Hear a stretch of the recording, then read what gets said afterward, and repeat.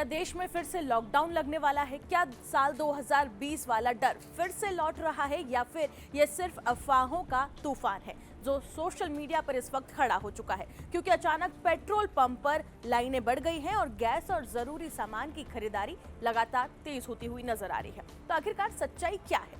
दरअसल मामला शुरू हुआ प्रधानमंत्री नरेंद्र मोदी की लगातार बैठकों से। पीएम मोदी ने सभी राज्यों के सीएम के साथ बैठक की। इसके बाद कैबिनेट के साथ में भी एक हाई लेवल रिव्यू हुआ। रक्षा मंत्री ने भी तीनों सेना प्रमुखों और डीआरडीओ चीफ के साथ में मीटिंग की। बस यही देखकर लोगों ने ये मान लिया कि देश में कुछ बड़ा होने वाला है, लॉकडाउन लग सकता है, क्योंकि ऐसा ही पैटर्न कोविड के समय में भी देखा गया था।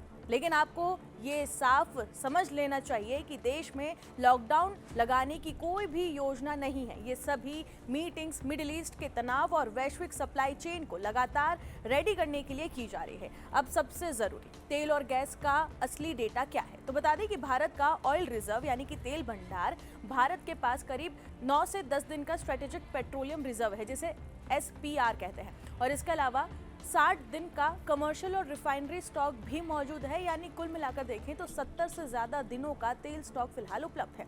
गैस रिजर्व की हम अगर बात करें, घरेलू LPG के लिए पर्याप्त स्टॉक मौजूद है।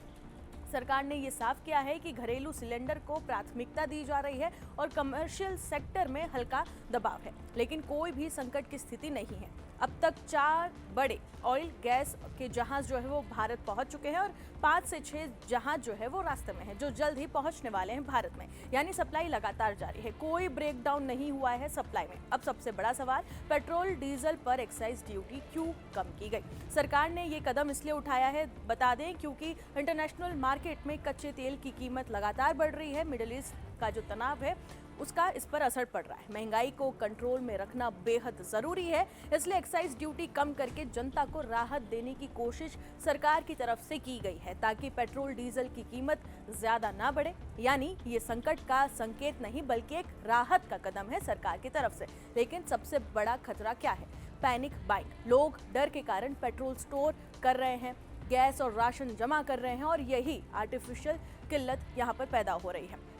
तो सच्चाई एकदम साफ है, लॉकडाउन नहीं लगने वाला है, तेल और गैस खत्म नहीं हो रहे हैं, सप्लाई पूरी तरह से चालू है। लेकिन अफवाह और डर, यही असली संकट है। इसलिए अफवाहों से दूर रहें, समझदारी दिखाइए, क्योंकि इस बार भारत न सिर्फ तैयार है बल्कि पहले से कई गुना ज्यादा मजबूत भी है। तो फिलहाल आपसे यही निवेदन है, जी न्यूज भी आपसे यही अपील करता है कि कोई भी अफवाहों पर भरोसा करने से पहले आधिकारिक हैंडल्स को जरूर चेक करें और उसी के बाद ही उसे शेयर करें। फिलहाल इस रिपोर्ट में इतना ही। बाकी तमाम खबरों के लिए जुड़े रहे जी न्यूज के साथ।